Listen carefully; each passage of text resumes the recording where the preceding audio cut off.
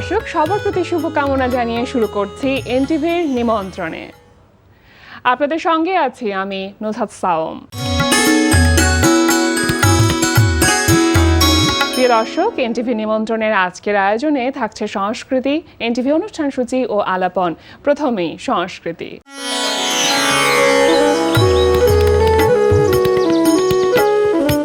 স্বপ্নদলের আয়োজনে জাহাঙ্গীরনগর বিশ্ববিদ্যালয় ও বাংলাদেশ শিল্পকলা একাডেমির স্টুডিও থিয়েটার হলে অনুষ্ঠিত হচ্ছে 3 দিন ব্যাপী নাট্যাচার্য সেলিম আল দীন জন্মোৎসব 2026।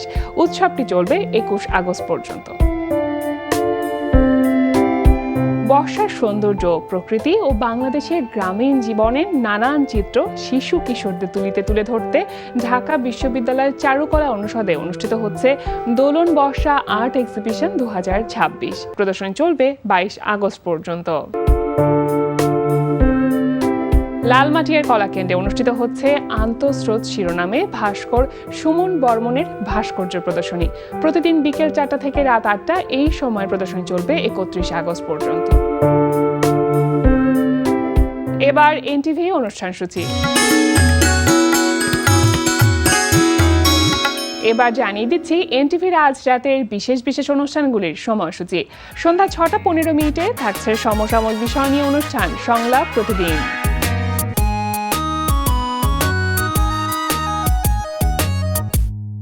রাত 8টা 20 মিনিটে থাকছে গোলাম মুক্তাদিরের পরিচালনায় ধারাবাহিক নাটক কাজিনস।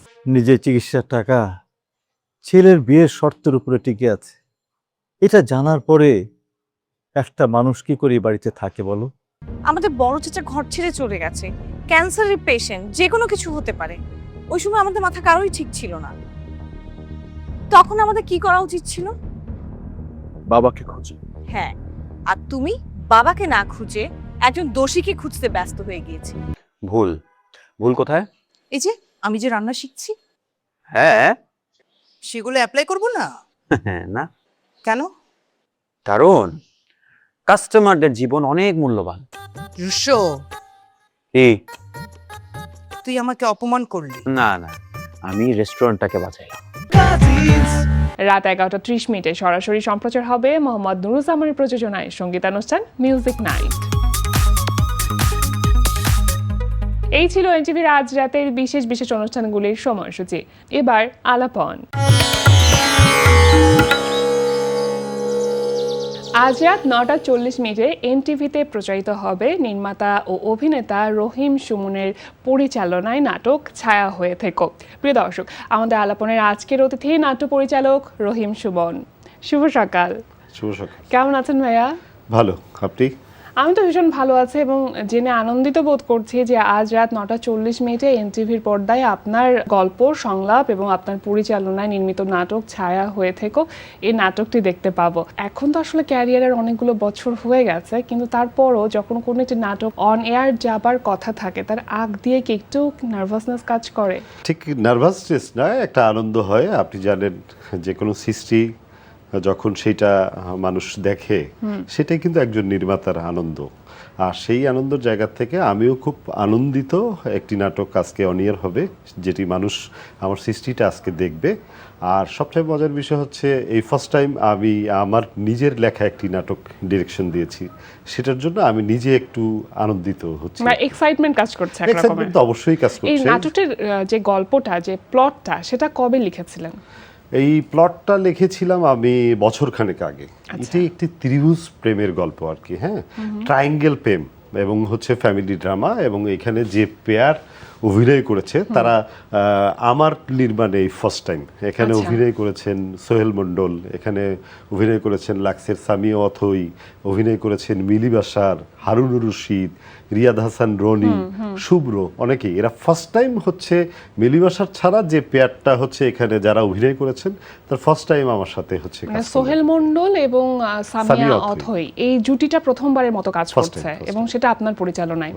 যখন গল্পটি লিখছিলেন একটা তো ভাবনা কাজ করে না যে কাদেরকে আসলে নেওয়া যায়, বিশেষ করে নায়ক নায়িকার চরিত্র যদি চিন্তা করি, তো সেই ক্ষেত্রে আসলে কি ভাবছিলেন, তখন মাথায় কি কাজ করছিল? বিষয়টা হচ্ছে একটি লেখা বা একটি নির্মাণ যখন আমরা আসলে করি তার আগে যে প্রি প্রোডাকশনটা থাকে, সেই প্রোডাকশনে আমি যখন গল্পটা লিখি তখনই কিন্তু একজন নির্মাতা সে কিন্তু একটা ক্যানভাস তার ভিতরে আসলে এঁকে ফেলে। একটা ইমাজিনেশন হ্যাঁ, কাজ করে না? ইমাজিনেশন বা আমরা নির্মাতারা হচ্ছে যখন কোনো সংলাপ বলি, কিন্তু আমারটা মনস্তাত্ত্বিকভাবে কিন্তু আমার ভিতরে হচ্ছে আমি এক ধরনের ছবি দেখতে পাই। তো সেই জায়গা থেকে হচ্ছে আমি তো একজন আর্টিস্টকে হচ্ছে মেন করি গল্পের চরিত্রের জন্য, এবং সেই ক্ষেত্রে আরও বিষয় থাকে যে সব আর্টিস্ট চাইলেও হচ্ছে তাদের ডেট আসলে পাওয়া যায় না, একটা ব্যস্ততা থাকে।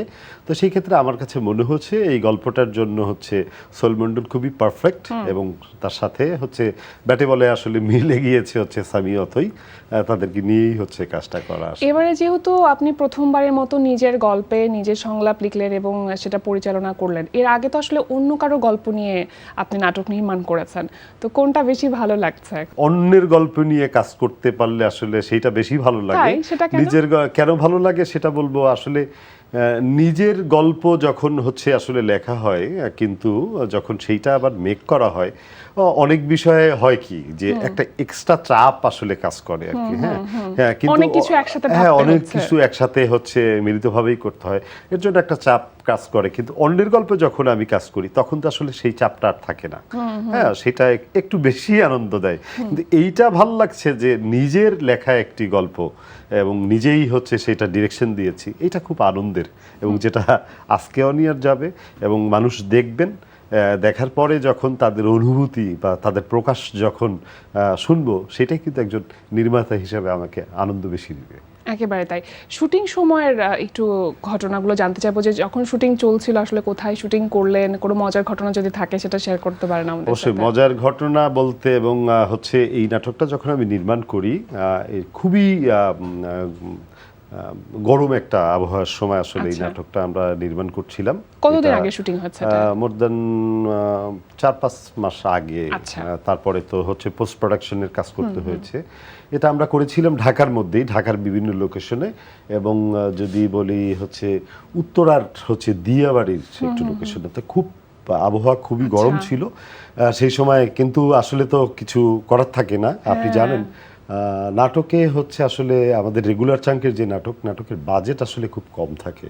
একজন ডিরেক্টরের এটা আসলে খুব কষ্টদায়ক একটা এটা বিষয়। লিমিটেশনস না? লিমিটেশন থাকে। তো আমাকে তো শুটিং শেষ করতেই হবে, এবং হিট আবহাওয়া, তার মধ্যে দিয়ে হচ্ছে তাদেরকে নিয়ে যখন আমরা কাজ করতেছিলাম, খুবই বেগ পোহাতে হচ্ছিল আমাদেরকে। কিন্তু আর্টিস্টদের যে সাপোর্ট বা পুরো টিমের যে সাপোর্ট, সেটা আমাকে খুব আনন্দ দিয়েছিল, যে তারা আসলে এই এত গরমের মধ্যেও হচ্ছে সবাই মিলিতভাবে হচ্ছে আসলে কাজটা করছে। আসলে এটা একটা টিম ওয়ার্ক, মানে এই টিম ওয়ার্কটা ছাড়া আসলে কাজ ভালো হবে এমনটা প্রত্যাশা করাও যায় না। কতদিন শুটিং চলেছে? শুটিং করেছিলাম আমরা 2 ডেজ আচ্ছা। শুটিং করেছিলাম। 2 ডেজের মধ্যেই হয়ে গিয়েছিল আমাদের। একটু অল্প একটু সময় হচ্ছে রাতে 1 ঘন্টা খানেক আমাদের একটু বেশি লেগেছিল আর কি। আচ্ছা, তো কি মনে হচ্ছিল যে নিজের গল্পটাকে একদম পরিপূর্ণ রূপ দেবার জন্য আসলে যা কিছু ভেবেছি পুরোটাকে আসলে করতে পেরেছে কিনা? স্যাটিসফ্যাকশনের জায়গা থেকে আমি বলি, আসলে সেইটা আসলে পুরোটা কখনোই হয় না। একজন নির্মাতার তার যে ইচ্ছা বা আকাঙ্ক্ষা থাকে, আসলে 100%টা কখনোই হয় না। 100%টা কখনোই, এটা যদি বলা হয় বাড়তি বলা হবে। কারণ আমাদের বাংলাদেশের যে প্রেক্ষাপট, বাংলাদেশের যে শুটিং লোকেশন বা অন্যান্য আনুষঙ্গিক যেসব বিষয়গুলো, এগুলো আসলে আমাদের অনুকূলে এখনো পর্যন্ত হয়নি, বা একটা সময় আমাদের অনুকূলে ছিল। সেই বিভিন্ন ধরনের দায়বদ্ধতা বা বিভিন্ন ধরনের ক্রাইসিস কিন্তু বাংলাদেশে এখনো বিদ্যমান। তো সেই বিদ্যমান জায়গা থেকে ধরেই হচ্ছে আমাদেরকে আসলে কাজটা করতে হয়।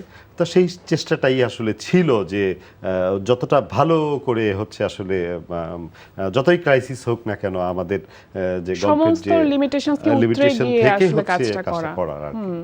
এর আগেও আপনার নির্মাণে এনটিভিতে নাটক প্রচারিত হয়েছে। এনটিভিতে যখন কোনো নাটক অন এয়ার যায় আপনার নির্মাণে, তখন আসলে কেমন লাগে? রেসপন্স পাওয়ার ক্ষেত্রে আসলে একটু ভিন্নতা পান কিনা? নাটক আমি যদি বলি হচ্ছে, আসলে আমি এনটিভি থেকেই হচ্ছে ডিরেক্টর হওয়া। আমার অনেক প্রজেক্ট এনটিভিতে রিলিজ হয়েছে। অভিনেতার থেকে আমি সুইচ করে যখন হচ্ছে ডিরেকশনে আসলাম, তো আমার first production, second production, third production, fourth production, minimum 7 থেকে 8টা নাটক হচ্ছে কন্টিনিউয়াস হচ্ছে প্রতি 2 মাস বা 3 মাসের মধ্যেই হচ্ছে যাওয়া শুরু করলো। তো এইটা একটা অন্যরকম অনুভূতি দেয়। আপনি জানেন আসলে এটা এনটিভির সেটাই বলে বলছি না, এটা অ্যাজ এ নির্মাতা হিসাবে যখন এনটিভিতে একটি নাটক আমাদের রিলিজ হয়, সেইটা অন্যরকম একটা অনুভূতি দেয়। সেটা আপনি ব্যক্তিগতভাবে বিভিন্ন ডিরেক্টরের কাছে হচ্ছে আপনি জেনে থাকবেন। এর কারণ হচ্ছে এনটিভি এমন একটা জায়গা, বিশেষ করে ফিকশনের জায়গায়, একক নাটকের জায়গায় বা সিরিয়ালের জায়গায় এখনো পর্যন্ত হচ্ছে এনটিভি চেষ্টা করে, এটা এনটিভির সেটে বলে আমি বলছি না, এনটিভি চেষ্টা করে ওই তার স্ট্যান্ডার্ডটা মান, ওই মানটা ধরে স্ট্যান্ডার্ড রাখতে। এবং ফিকশনের যে সেন্সরটা এটা এনটিভিতে হয়।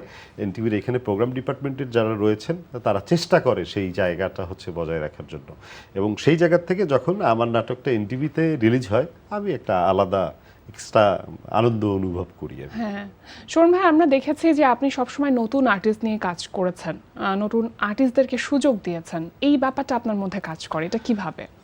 এটা আসলে আমি যখন একজন স্টার নিয়ে যখন আমি কাজ করব, আসলে ওইখানে বাংলাদেশের যে প্রেক্ষাপট আপনি জানেন, ওই গল্পে আমরা নাই যাই, বিভিন্ন ধরনের আর্টিস্টদের যে সমন্বয় বলেন, তাদের ডেট বলেন বা আনুষঙ্গিক অন্যান্য বিষয়গুলো দেখেন, তো সেই জায়গার থেকে একজন ডিরেক্টর আসলে দেখানোর কিন্তু অন্যরকম কোনো জায়গা আসলে তৈরি হয় না।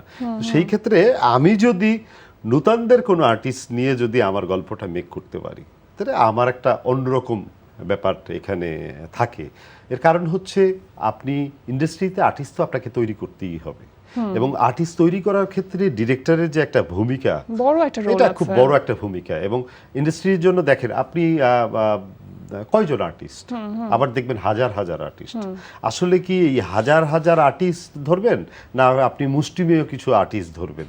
আমরা এক সময় 90s আমরা কি দেখেছি, 90s আমরা দেখেছি কারা অভিনয় করতেন, ভালো থিয়েটার কর্মীরা অভিনয় করতেন, ভালো বাচনভঙ্গি যার, ভালো উচ্চারণ যার, ভালো অভিনয় করে। আসলে কি সেই জায়গাটা এখন আছে?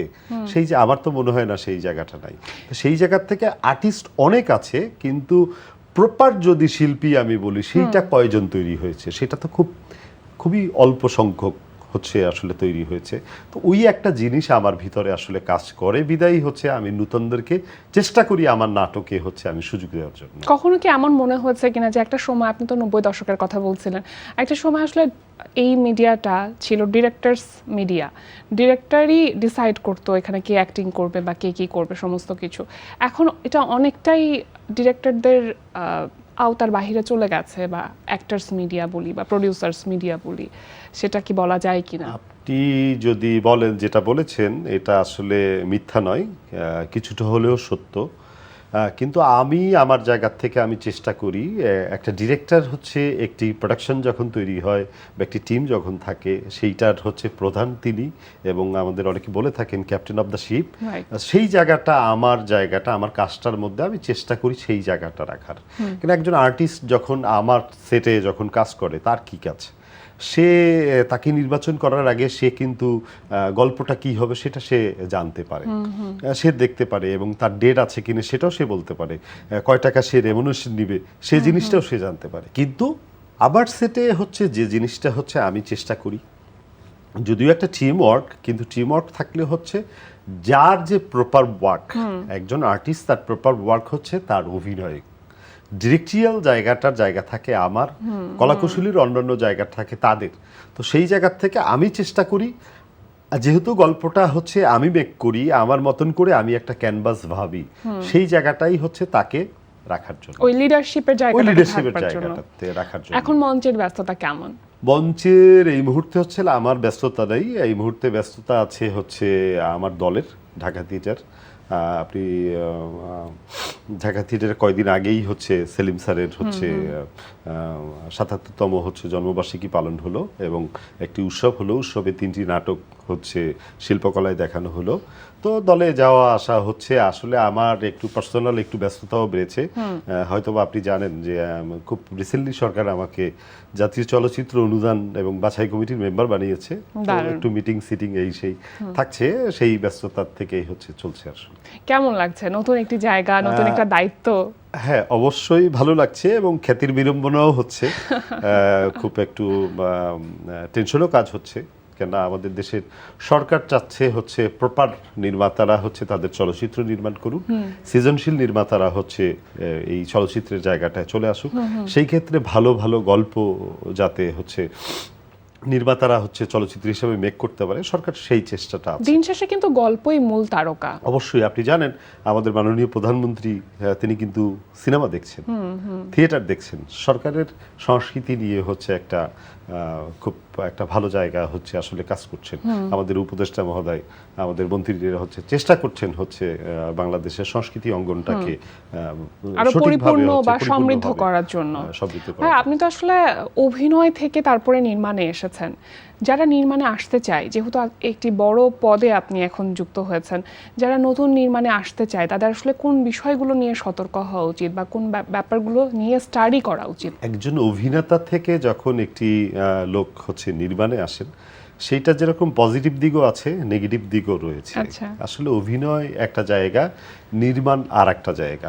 নির্মাণে যখন আপনাকে আসতে হবে, আপনি এই যে নির্মাণের যে কলা কৌশল, তো সেই ক্ষেত্রে যে অভিনেতা হিসেবে আপনি জানেন, কিন্তু নির্মাতা হিসাবে আসতে গেলে হচ্ছে আপনাকে একটু পড়াশোনা করে আসা উচিত।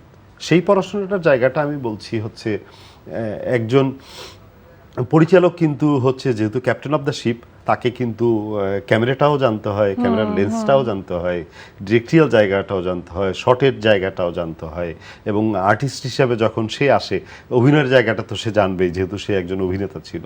তো এইটা যদি একটু সে জেনে হচ্ছে আসে এবং তার গোলটা কি, সে আসলে কি হতে চায়, সেই জায়গাটা যদি হচ্ছে ঠিক থাকে, তাহলে আমি মনে করি যে যদি তার ইচ্ছা থাকে অবশ্যই নির্মাণে আসা উচিত। আপনার নিজের এখন অভিনয়ের পরিমাণ কি কমে গেছে নির্মাণে আসবার পরে? কমে গেছে বিষয়টা ওইরকম বলবো না, আছে, কিন্তু আমার আসলে আমি একটু সময় কম দিতে পারছি আর কি। চলছে, দু একটা সিরিয়াল চলছে আমার এখনো, এনটিভিতেই দুটো সিরিয়াল চলে। আচ্ছা। ওই দুটা সিরিয়ালে আমি অভিনয় করি, ডাক আসলে তো করতেই হয়। একটা সময় তো আসলে খলনায়ক হিসেবে আপনি বেশ একটা সুনাম কুড়িয়েছেন, তো নিজের কখনো নির্মাণে নিজেই খলনায়ক হবেন, এই ব্যাপারটা কখনো কাজ করেছে কিনা? না, আসলে আমার এইভাবে আমার নির্মাণে আমার যে অভিনয় আসলে করতেই হবে বিষয়টা হচ্ছে আমি কখনো ভাবি না। কিন্তু হচ্ছে আমি কিছু সিনেমা হচ্ছে তে খল চরিত্রে অভিনয় করেছি, কিছু সিঙ্গেল ফিকশন ধারাবাহিকেও হচ্ছে আমি আসলে খল চরিত্রে অভিনয় করেছি। আমার ভালো লাগে খল চরিত্রে অভিনয় করতে, এবং আপনি জানেন যারা আসলে খল চরিত্রে অভিনয় করে তারা ব্যক্তিগত জীবনে হচ্ছে তার বিপরীত থাকে। হ্যাঁ, ভালো সেই মানুষ জায়গায়- হয়। হ্যাঁ, ভালো মানুষ হয়। তো অবশ্য আমিও হচ্ছে ভালো মানুষের ওই কাতারেই আসলে। এই জন্যই খল চরিত্র আমরা খল বেশি দেখি। চরিত্রটা। আচ্ছা, সামনে কোনো নতুন আপনার নির্মাণে কাজ আসছে কিনা? কাজ আসবে, কিছু সিঙ্গেল নাটকের প্ল্যানিং আমার চলছে, এবং দীর্ঘদিন ধরে তো হচ্ছে আমি আসলে সিঙ্গেল ফিকশন করলাম, তা আমার একটু চেষ্টা আছে হচ্ছে একটু সিরিয়াল করার, আচ্ছা। সেই জায়গাটাও আছে। আর আমি আসলে এই যে জাতীয় চলচ্চিত্র অনুদান কমিটিতে আমি যে আসব সেইটা আমি আসলে জানতাম না। আমি একটু প্রস্তুতি নিচ্ছিলাম একটি সিনেমা বানানোর, এবং সরল সোজা বাংলাদেশের সাবলীল একটি গল্পের একটা সিনেমা বানানোর বাংলাদেশের জন্য, গল্প। বাংলাদেশের গল্প, আমাদের সিনেমা, যেটা মানুষ দেখলে যাতে বুঝতে পারে যেটা আমাদের সিনেমা, আমাদের স্টোরি, আমাদের হচ্ছে লোকেশন, আমাদের আর্টিস্ট, সবকিছুই আমাদের। সেই প্রস্তুতিটা আমি আসলে নিয়েছিলাম, সেটা অলমোস্ট 75% মতন হচ্ছে আমি এগিয়ে গিয়েছিলাম। তারপরে তো হচ্ছে জাতীয় চলচ্চিত্র অনুদান কমিটির আমি মেম্বার হলাম, বড় একটা দায়িত্ব চলে বড় আসলো। একটা দায়িত্ব। হয়তোবা এখন অনুদান নিয়ে বানানো সম্ভব হবে না, ব্যক্তিগতভাবে যদি বানাতে চাই, সেইটা বানাতে যদি প্রডিউসার পাই আমি বানাতে পারি, কিন্তু অনুদান তো আমি আসলে সম্ভব না, যেহেতু আমি কমিটিতেই রয়েছি। সেটা হচ্ছে কনফ্লিক্ট অফ ইন্টারেস্ট হবে, সেই চেষ্টাটা আছে আসলে। নিশ্চয়ই, যখন আপনার চলচ্চিত্র রিলিজ হবে, আপনার নির্মাণে চলচ্চিত্র রিলিজ হবে, সেটা নিয়েও আমরা কথা বলবো, গল্প করব। অবশ্যই, অবশ্যই। অনেক অনেক শুভকামনা রইল। সুমন ভাই, আজকে আমাদের আয়োজনে আসবার জন্য অনেক অনেক ধন্যবাদ, আর ছায়া হয়ে থেকোর জন্য অনেক অনেক শুভকামনা রইল। আপনাকেও অনেক ধন্যবাদ, এনটিভির দর্শকদেরও ধন্যবাদ জানাই। আজকে আমার নাটকটা রিলিজ হবে, এইটা হচ্ছে আমার লেখা ফার্স্ট টাইম একটি নাটক। আপনারা দেখবেন এবং দেখে হচ্ছে আপনাদের মতামত জানাবেন, তাহলেই হচ্ছে অ্যাজ এ নির্মাতা হিসাবে আমি আনন্দিত হব। ধন্যবাদ।